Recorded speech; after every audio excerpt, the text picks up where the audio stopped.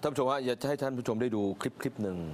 เกิดขึ้นที่สมุทรสาครครับตอนนั้นเนี่ยเป็นตอนเย็นของวันที่ 18 สิงหาคมวันเสาร์นะฮะแล้วตอนนั้นเนี่ยเขามีตลาดนัดตอนเย็นครับนะฮะก็มีฝนตกลงมาที่ตลาดแต่ว่าพอฝนตกผ่านไปแล้วเนี่ยตกเสร็จไปแล้วเนี่ยปรากฏว่าเกิดลมพายุพัดเข้ามานะครับเป็นพายุงวงช้าง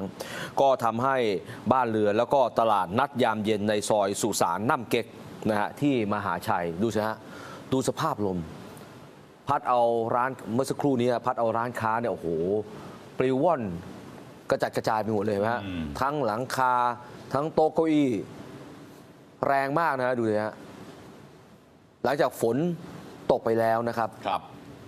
โอ้โหดูหลังคาดูเต็นท์โอ้เต็นท์พวกนี้เอาไม่อยู่หรอฮะไม่อยู่ฮะ เต็นท์พวกนี้มันอ่อนแอมากอ่ะแล้วดูนู่นหลังคาของอาคารพาณิชย์ยังเอาไม่อยู่เลยใช่นะฮะที่เขาส่งคลิปกันน่ะโอ้เต็นท์พวกนี้เอาไม่อยู่แล้วฮะแล้วนี่เ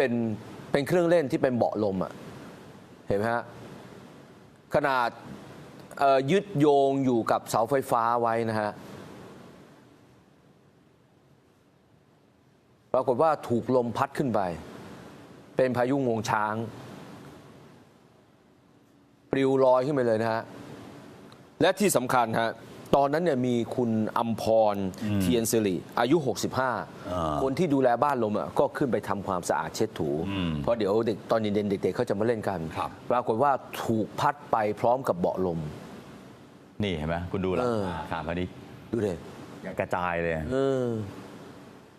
ถูกพัดขึ้นไปพร้อมกับเบาะลมสุดท้ายแล้วตกลงมาเสียชีวิตเลยนะฮะโอ้โหล่างกระแทกนะแรงมากนะฮะอันนี้เกิดขึ้นที่สมุทรสาครเมื่อตอนเย็นวันเสาร์นะครับ